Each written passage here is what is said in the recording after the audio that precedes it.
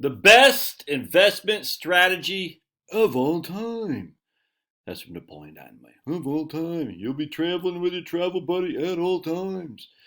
This is so easy, my friends. It's amazing to me how many people just can't follow through with it. I just shaved, make sure I got shaving cream in there. Yeah. Ooh, face is looking good.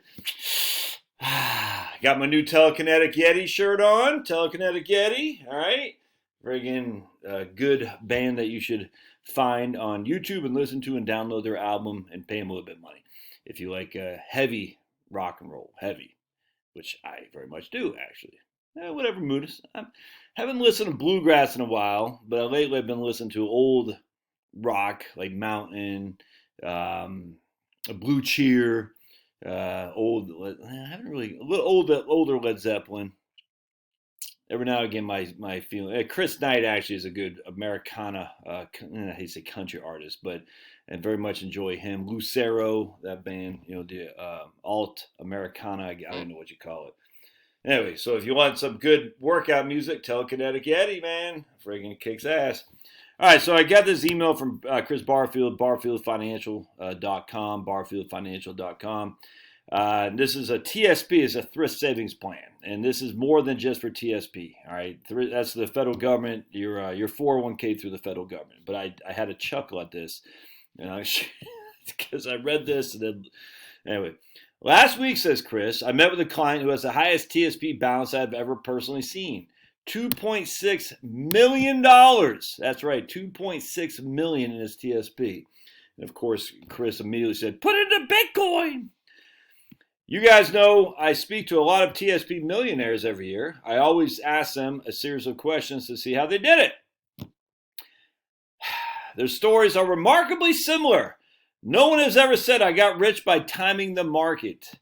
This client gave me permission to share a few things about him. 34 years in FERS, Federal Employee Retirement System, as an 1811. That's law enforcement for those of you who don't know. Okay, so I guess like 11 Bravo is light infantry.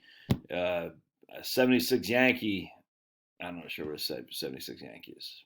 76, I don't know what those, MOS. So 1811 is law enforcement. Like their MOS, a military occupation specialty for federal government. He started at 18,500 in 1988. Let me get my trusty calculator. That's interesting because my first full year as the Army in 1989, I made like 11,000 bucks or something like that. So we weren't making bank, that's for sure. 18,500 in 1988. So if you look at what that would be in today's terms, we'll take our trusty calculator. 18,500 future value or present value. That's 35 years, all right? And then if we just say a 3% inflation, zero payment, that's equivalent to 60,000 bucks this year if my calculator is right. 35 and 3% inflation, 18,500 future value. Oops, 18,500 present value. Now I got 52. So it's between 52 and 60,000 bucks. So he was, in terms of today's numbers. So he got out of college, went to work for the federal government, making basically 55,000 bucks. All right, so obviously he was a wealthy guy. 55,000 bucks. That makes you king crap, obviously. And it's not fair. How did he do it?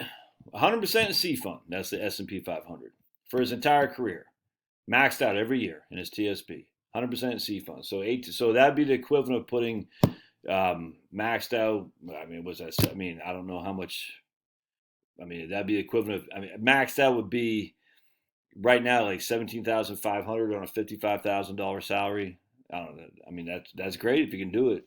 But that's what he did. He maxed out every year.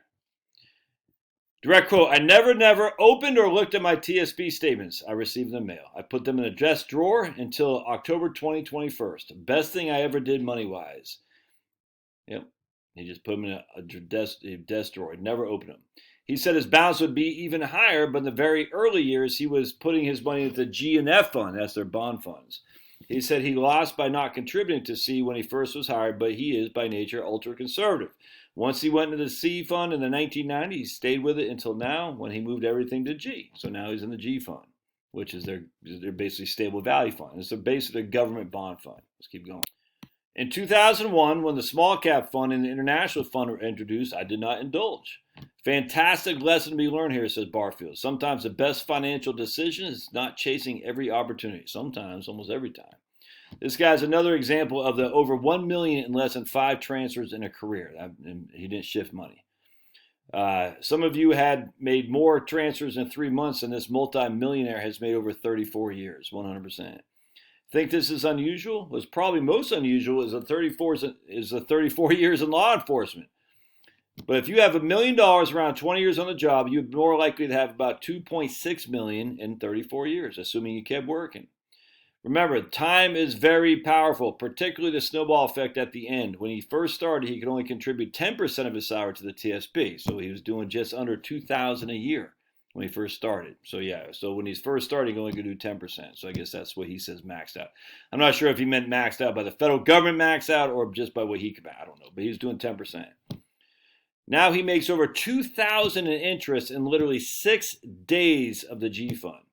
His G Fund has returned $75,000 of interest in the last year alone, the equivalent of 35 years of his first contribution rate. The equivalent of over 35 years of his first year. I don't get it. Anyway, I'm not sure what he's saying there. But his G Fund is getting $75,000 in interest, guaranteed. I would not normally recommend someone go 100% of the G Fund, but personal finance is very important. This individual has it made. He's ultra-conservative, and he's well off financially in other areas, and doesn't need to take any risk. And let's face it, his G Fund is putting off nearly $80,000 of interest on this $2.6 million. For those of you who think your TSP can't grow in retirement because you're not contributing to it, remember, at the higher balances, the returns are moving in the account way more than contributions are. So if he's getting 2.6 million, 80 divided by, what would it be? $80,000. So 80 divided by 2. Yeah, he's averaging 3.8% a year on a G Fund. I mean, that's not averaging. That's what his current yields are, about 3.8 to 4%. Anyway, the irony of this is literally when I read that, the next day I had a meeting with a guy, got $4 million. And I was like, man, you got it made, dude. You know what I'm saying? He and his wife. Now, they have no kids, I grant you, but, they live frugally. They saved. They paid off their vehicles. They don't take on any debt. They're mortgage free.